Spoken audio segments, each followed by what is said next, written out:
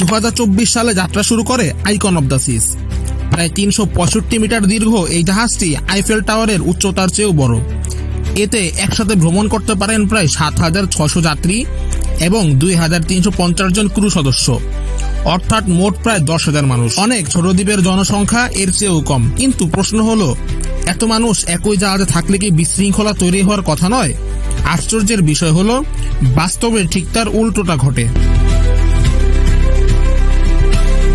এই জাহাজটিকে কয়েকটি আলাদা আলাদা অঞ্চলে ভাগ করা হয়েছে। কোথাও রয়েছে বিশাল ওয়াটার পার্ক, কোথাও রয়েছে পরিবারের জন্য বিশেষ জোন, আবার কোথাও শুধুমাত্র প্রাপ্তবয়স্কদের জন্য শান্ত পরিবেশ।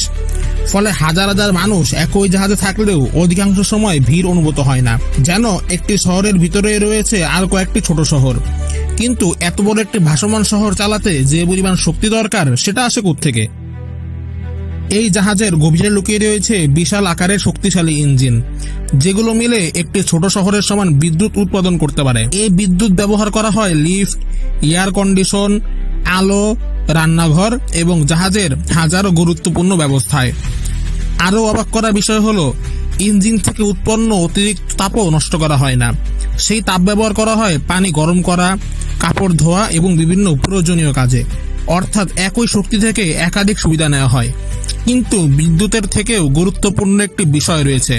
যদি মাঝ সমুদ্রে বিশুদ্ধ পানি শেষ হয়ে যায়, তাহলে কি হবে? আসলে এই জাহাজ নিজেই সমুদ্রের লবণাক্ত পানিকে বিশুদ্ধ পানিতে রূপান্তর করতে পারে।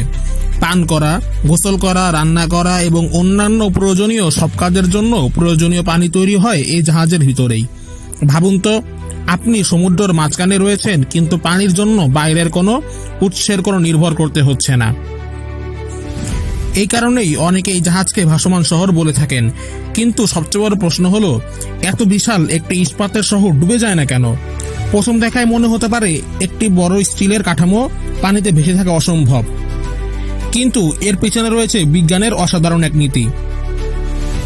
জাহাজটির ভিতরে রয়েছে অসংখ্য বায়ু ভর্তি কক্ষ এবং বিশেষ নকশা, যার ফলে এটি নিজের ওজনের চেয়েও বেশি পরিমাণ পানি স্থানচ্যুত করতে পারে। এছাড়াও বিশেষ ব্যালান্স সিস্টেম সবসময় জাহাজের ভারসাম্য বজায় রাখে, ফলে হাজার হাজার মানুষ এক পাশে দাঁড়ালেও জাহাজ স্থিতিশীল থাকে।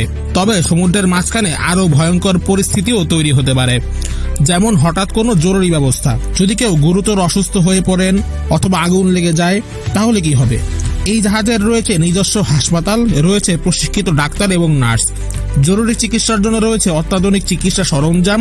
এছাড়াও অগ্নি নির্বাপনের জন্য রয়েছে বিশেষ নিরাপত্তা ব্যবস্থা।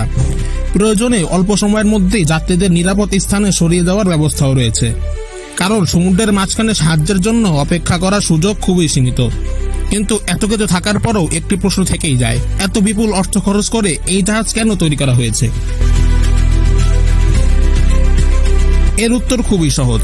মানুষ এখন শুধু ভ্রমণ করতে চায় না, তারা চায় একটি স্মরণীয় অভিজ্ঞতা। আর সেই অভিজ্ঞতা দিচ্ছে আইকন অব দ্য সিজ। বিলাসিতা, বিনোদন এবং অত্যাধুনিক প্রযুক্তির সমন্বয়ে এটি হয়ে উঠেছে পৃথিবীর অন্যতম আকর্ষণীয় ক্রুজ জাহাজ। আর এর সফলতার কারণেই ভবিষ্যতে আরও বড় এবং উন্নত জাহাজ তৈরির পরিকল্পনা করা হয়েছে। আইকন অব দ্য সিজ শুধু একটি জাহাজ নয়, এটি মানব প্রযুক্তি এবং প্রকৌশলের এক অসাধারণ উদাহরণ।